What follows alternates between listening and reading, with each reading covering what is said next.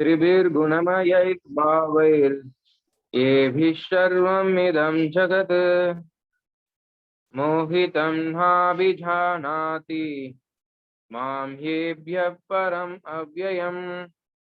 Deluded by the three modes, goodness, passion, and ignorance, the whole world does not know me, who am above the modes and inexhaustible. The whole world is enchanted by the three modes of material nature. Those who are bewildered by these three modes cannot understand that transcendental to this material nature is the Supreme Lord Krishna. Every living entity under the influence of material nature has a particular type of body and particular type of psychological and biological activities accordingly. There are four classes of men functioning in these three material modes of nature.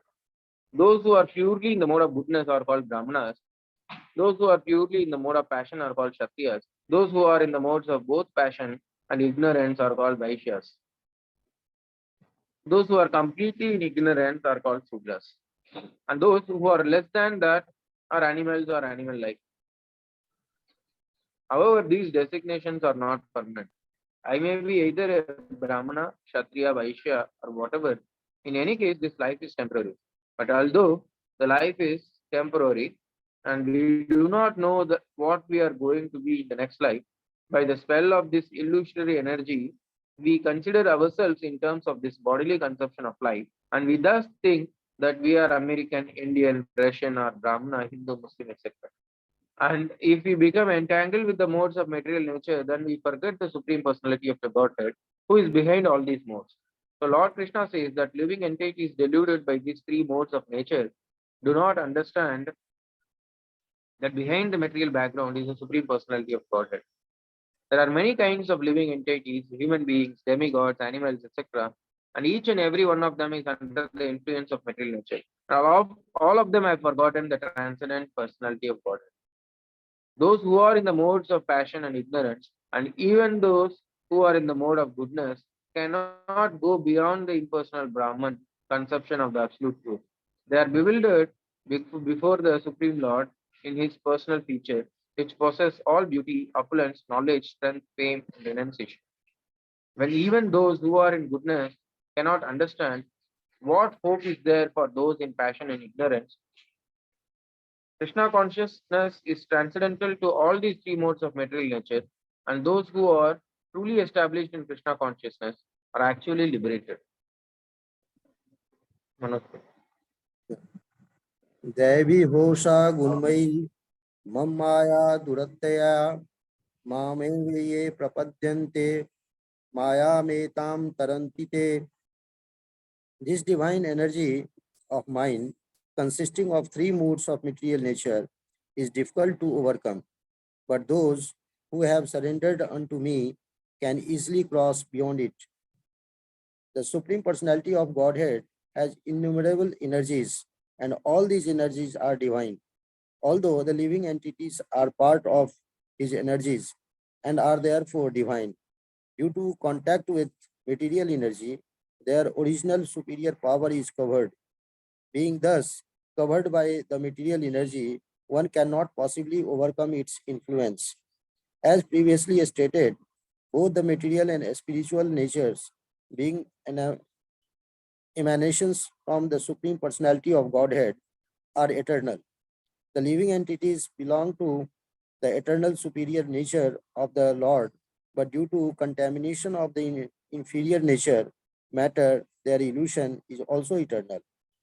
The conditional soul is therefore called Nitya Baddha or eternally conditioned. No one can race out the history of his becoming conditioned at a certain date of material history. Consequently, his release from the clutches of material nature is very difficult, even though that material nature is an interior energy, because material energy is ultimately conducted by the supreme will, which the living entity cannot overcome.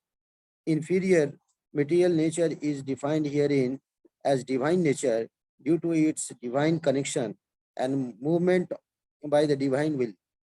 Being conducted by the divine will, material nature, although inferior, acts so wonderfully in the construction and destruction of the cosmic manifestations. The Vedas confirm this as follows: Mayam tu prakritim vidyanam mayinam tu um, maheswaram. Although Maya means illusion is false or temporary, the background of Maya is the supreme magician, the personality of Godhead, who is Maha Mahaseva Sarva, the supreme controller. Savatra Upanishad 4.10. Another meaning of guna is rope. It is to be understood that the conditioned soul is tightly tied by the ropes of illusion. A man bound by the hands and feet cannot free himself. He must be helped by a person who is unbound, because the bound cannot help the bound. The rescuer must be liberated. Therefore, only Lord Krishna or his bona fide representative, the spiritual master, can release the conditioned soul. Without such superior help, one cannot be freed from the bondage of material nature. Devotional service or Krishna consciousness can help one gain such release. Krishna, being the Lord of the illusory energy, can order the innumerable energy to release the conditioned soul. He orders this release out of his causeless mercy on the surrendered soul and out of his paternal affection for the living entity, who is originally a beloved son of the Lord. Therefore, surrender unto the lotus feet of the Lord is the only means to get free from the clutches of the astringent material nature. The words Nam, Iva are also significant. Mam means unto Krishna, Vishnu only, and not Brahma or Shiva. Although Brahma and Shiva are greatly elevated and are almost on the level of Vishnu, it is not possible for such incarnations of Rajoguna, passion, and Tamoguna, ignorance, to release the conditioned soul from the clutches of Maya. In other words, both Brahma and Shiva are also under the influence of Maya. Only Vishnu is the master of Maya. Therefore, he alone can give release to the conditioned soul. The Vedas,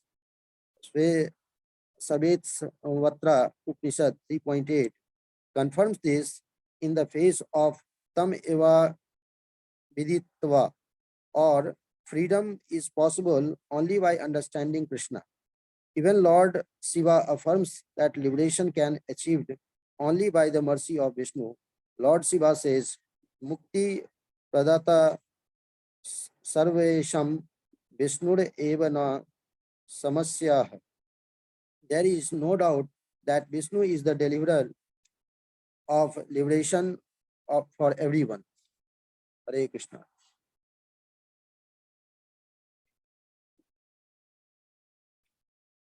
15 is very long. Hare Krishna. Namam दुष्कृतिनो मूढा प्रपद्यन्ते नराधमा मायया बहृतज्ञाना आसुरं भावमाश्रिताः.